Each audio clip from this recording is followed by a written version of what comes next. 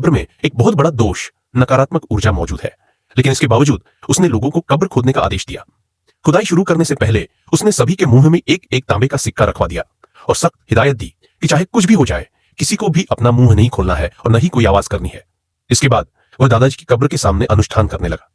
आसमान और धरती के देवताओं सुनो, आज हम इस आत्मा की शांति के लिए यहां एकत्रित हुए हैं। सभी नकारात्मक शक्तियां दूर हो जाए। इसके बाद तांत्रिक ने कुछ सिक्के निकालकर भविष्य जानने के लिए पासा फेंका। तो हमें कोई अच्छा संकेत दीजिए। शायद दादाजी ने तांत्रिक की बात सुन ली थी। अगली बार जब सिक्के फेंके गए तो परिणाम बेहद शुभ आया।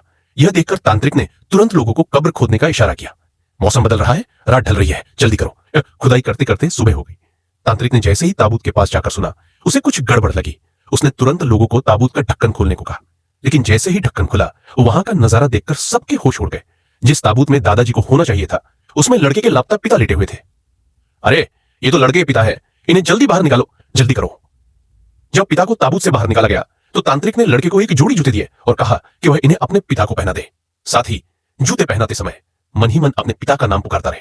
आत्मा वापस आए, शरीर में प्राण फूंके, सभी संकट दूर हो। अगले ही पल लड़के के पिता ने सच में अपनी आंखें खोल दी, लेकिन वे इतने अचंभित थे कि उन्हें कुछ याद नहीं आ रहा था कि उनके साथ क्या हुआ था। इससे पहले कि कोई कुछ समझ पाता, तांत्रिक ने तुरंत उस कब्र को दोबारा मिट्टी से भरने का आदेश दिया। तभी लड़के ने पूछा कि दादाजी का शव तो अभी तक मिला ही नहीं, तो कब्र क्यों बंद की जा रही है? इस पर तांत्रिक ने कहा कि यह जगह अब सुरक्षित नहीं रह गई है और यहां दोबारा किसी को नहीं दफनाया जा सकता। कब्र को बंद करने के बाद तांत्रिक ने उसके ऊपर एक जोड़ी जूते रखे और उसमें आग लगा दी। फिर उसने लोगों से कहा कि दादाजी के मकबरे के पत्थर नेमप्लेट को उल्टा करके गाड़ दें। लेकिन यह देखकर बड़े चाचा ने उसे रोकने की कोशिश की, क्योंकि लोक मान्यता के अनुसार अगर कब्र का पत्थर उल्टा लगाया जाए तो मरने वाले की आत्मा को नरक की यातनाएं झेलनी पड़ती है।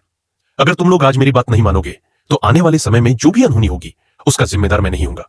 जब सबको लगा कि सब कुछ शांत हो गया है, अचानक झाड़ियों में से नेवलों या बिच्छू का एक पूरा झुंड बाहर निकल आया।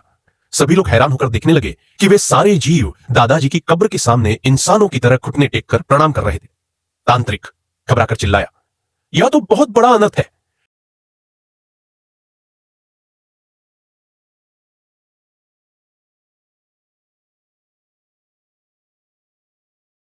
इसी बीच शहर से बड़े तांत्रिक को लेकर दूसरे चाचा भी वापस आ गए।